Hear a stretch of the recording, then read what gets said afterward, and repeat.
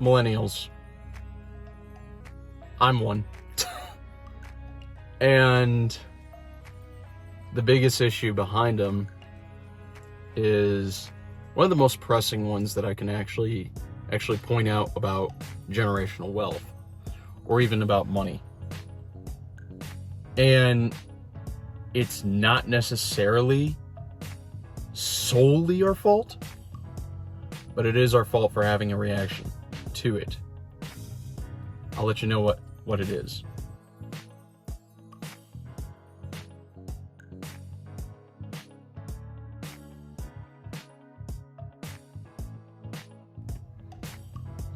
So, what is the biggest concern among millennials? We as millennials lived in times of distress, times of fear, and times of opportunity. But the biggest problem that we had was fear. We lived through 9/11. We lived through the dot-com bubble burst. We lived through the 2008 financial crisis. We lived through the fiscal cliff of the government shutdowns. We are now living through the coronavirus pandemic that is also causing a coronavirus-related recession, which has made a lot of millennials become more conservative. And I don't fault them. I don't. The biggest issue behind this, though, is that when we conserve ourselves, we lose the opportunities that are open to us. We see millennials going towards bonds, going towards savings, going towards reducing debts. We see millennials going to jobs that they hate. We see millennials that are making minimal payments on their student loans. And who can fault them? I mean, I've seen people naturally take a more conservative approach, mainly because of all the situations that happen throughout their lives. But at the same token, it is partially our fault. Mainly because we're not taking advantage of the opportunities that are available to us. I'll make an example.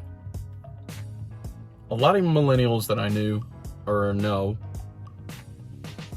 over in, whether it be for work, whether it be from home, whether it be from other parts of the country, or even around the world, a lot of people have been asking me investing advice. A lot of people have been asking me, what is a good return? A lot of people have been asking me, what is safe? What is secure? And I tell them that yes, a savings account is safe, but it won't give you the best return. Yes, bonds are safer, but they're not giving a good return. So the craze has been indexes, ETFs, exchange traded funds.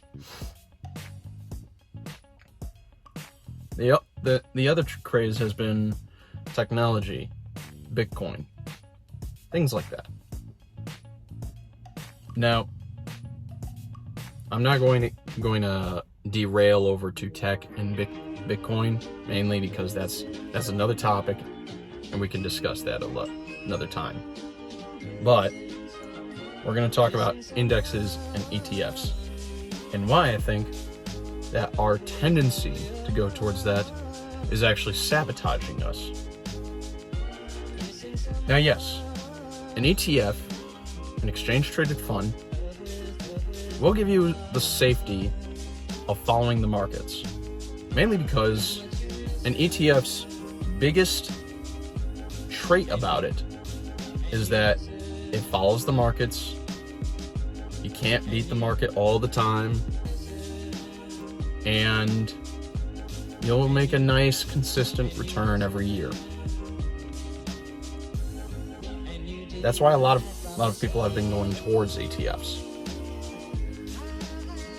But the issue behind that is that I've actually pointed this out in a post to a friend, and the post was saying all the indexes returns over 2020. The Dow made about, I think, 7-8%, maybe 9%. I can't remember which.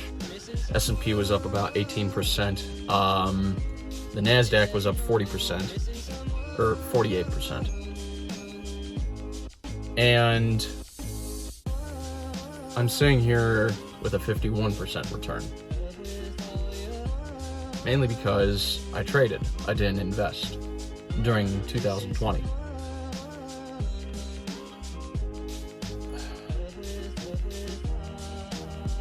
It's little things like that will sabotage us and try to say we can't go up for more wealth. To put yourself into the blessing, you have to position yourself. You have to be willing to learn to take risk. You have to learn how to manage the risk. It sucks. It really does. But my philosophy on managing risk is this: if I mess up, I learn quick. I learn a lot quicker than if I do it conservatively. Take for example, back in 2020, I was just getting back into trading. I was going small with my trades. I was doing $300 trades, $400 trades, $500 trades. And I made maybe like $10, sometimes lost $8, whatever. But the problem with that was, if I lost, I didn't learn. I was like, oh, whatever, I can make that back. Until I started to actually put more of my money at risk. I was like, hashtag send it. And my biggest loss to date was about, I think it was $700 up to $800. I learned quick. I learned real quick. Because it sucked seeing that much money going down and actually being given back to the markets. But the point is that I learned quick from that loss.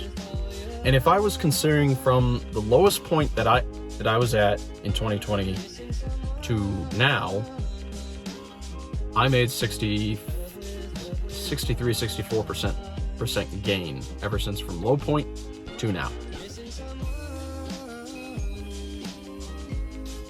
I broke almost every index except Bitcoin. Bitcoin was up 317% 2020.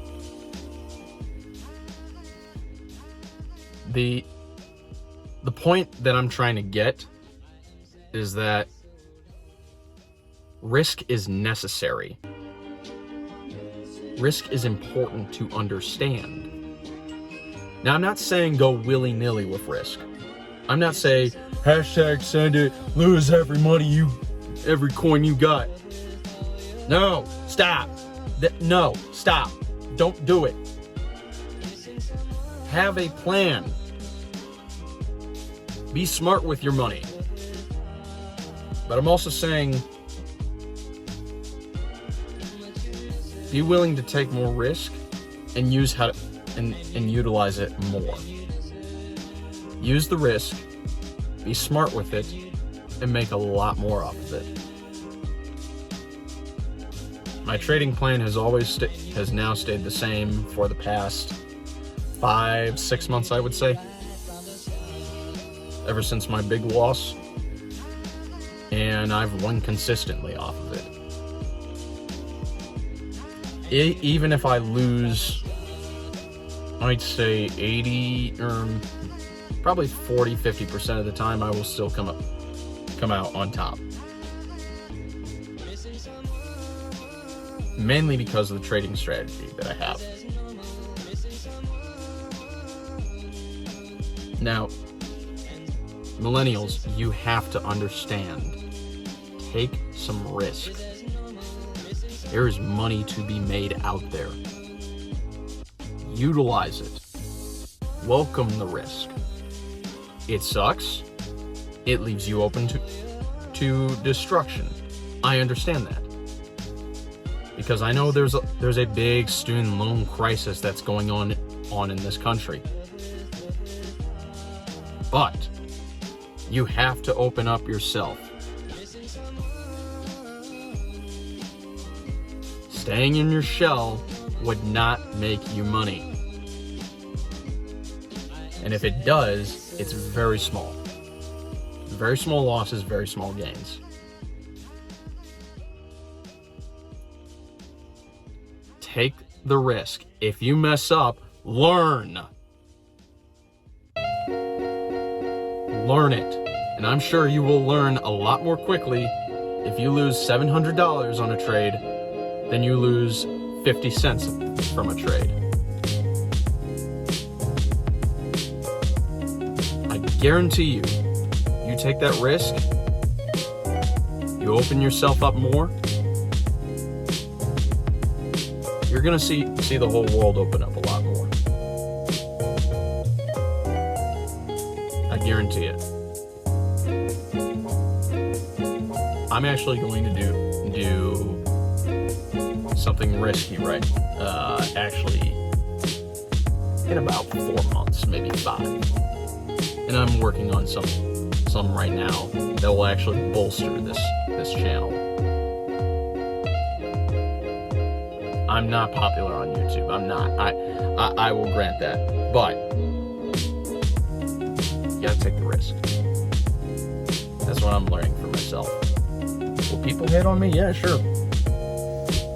Who cares? Where's your YouTube channel? Where's your financial degree? Where's your financial expertise?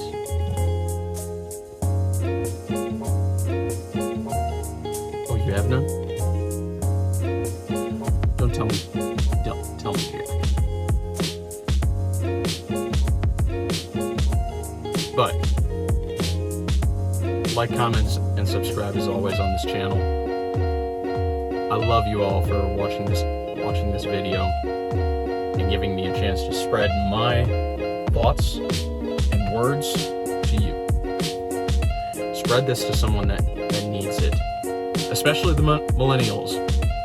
God knows we need to open up a lot more. Open ourselves up to receive the blessing. But anyways, that's enough ranting from me. I'll see you in the next video, and always, always, always keep your eye on that money. Take it easy.